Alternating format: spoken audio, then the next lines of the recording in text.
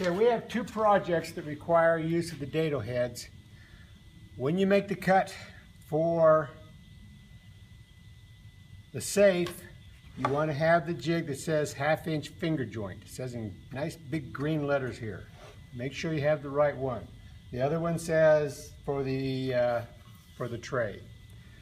Now, when you push this in, this right here, this blade should be right up against that. Please don't adjust it. I try to keep it at one setting all the time. It works for everything we do.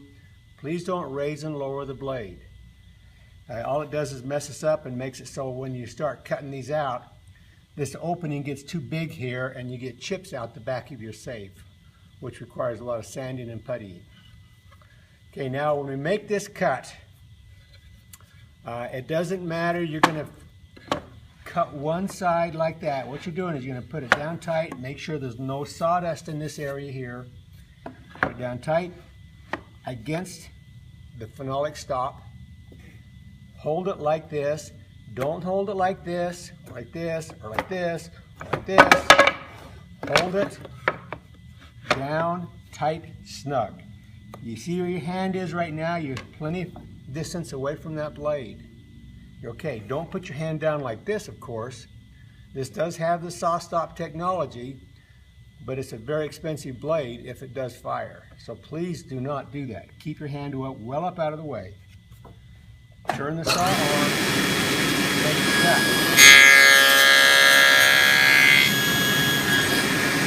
You bring it off, the back side is pretty clean, and the cut's clean cut. Right over that stop and making it.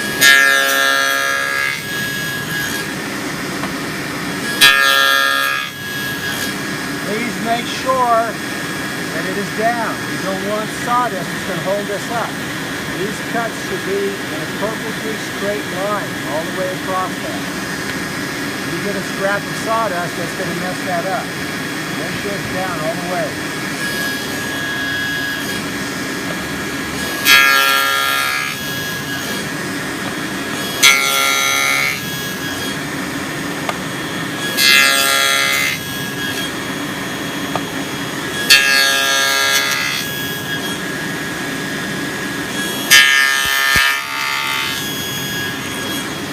This isn't a fire. You're not in a big hurry. Don't shove it real fast. Just take it nice and easy. That way you'll have clean cuts across the back here and it'll be a lot nicer. Okay, now after I've done one side, I take it and I flip it like this. Do not flip it like this. Be consistent. Flip it like this. So this slot right here is going to line up with the one down below it.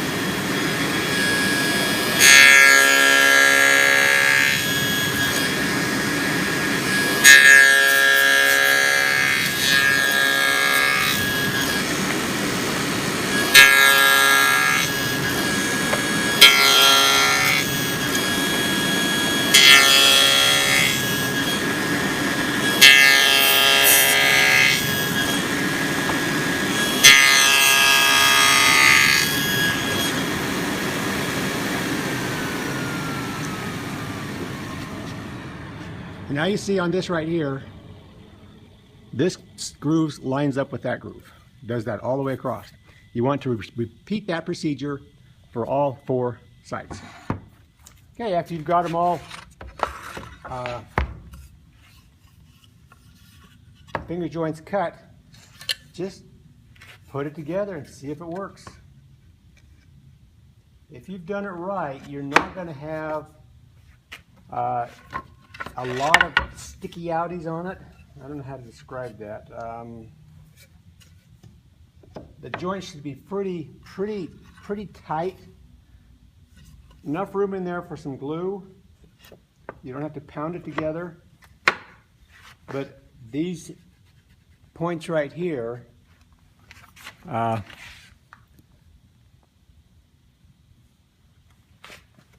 these come together, they're tight and they're almost flush. And this is this is pretty much what you're after on these right here. That's just a nice clean one. It's not going to take a lot of sanding to make this thing work.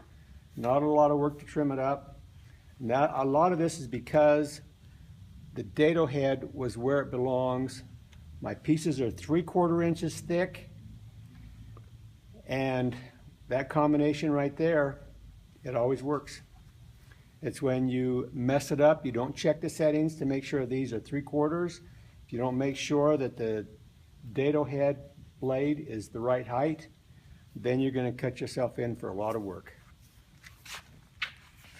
Okay, when comes time for glue up, make sure somebody hasn't just glued up already, because when you put your box in the clamping jig, it needs to stay in there about 20 minutes. And if somebody just barely glued up and you start gluing yours, theirs will not stay in long enough, and that could cause a problem. So make sure the thing's free, make sure the clamps are backed off a little ways.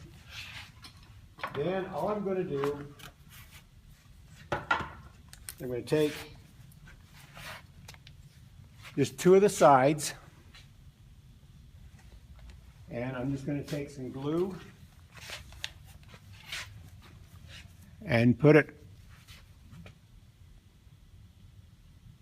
on the nubs here. See, wow, you know, looks like I'm putting a lot, but actually what I'm doing, I kind of have a faster way to do this. It's kind of cheating. I'm going to turn it around, glue the other end.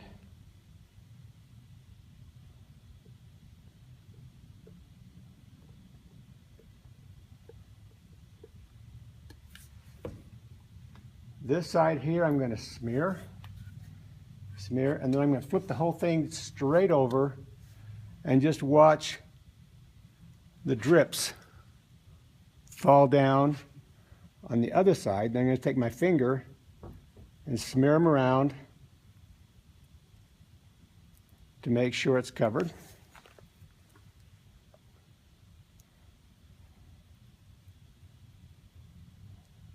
And if you get a little bit of drippage, that's life. Then you set your piece down.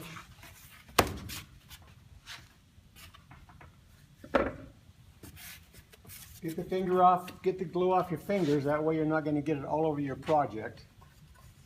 Then I'm just going to slip it, set that end on there. I'm going to slip this end on here. Put the top on.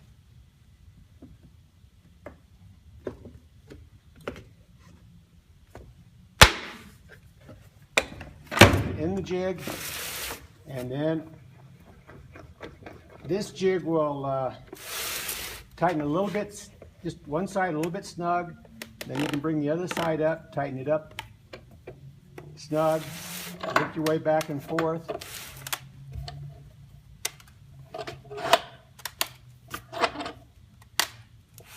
And that's what you've got. Now, if on the inside here you have glue that's squeezed out, you want to make sure you get yourself a paper towel and wipe it out of there, because you don't want that glue on the inside of your project. And that's why we finished the inside, just in case you did get glue in there, because it's really difficult to sand out. No, it's a little different.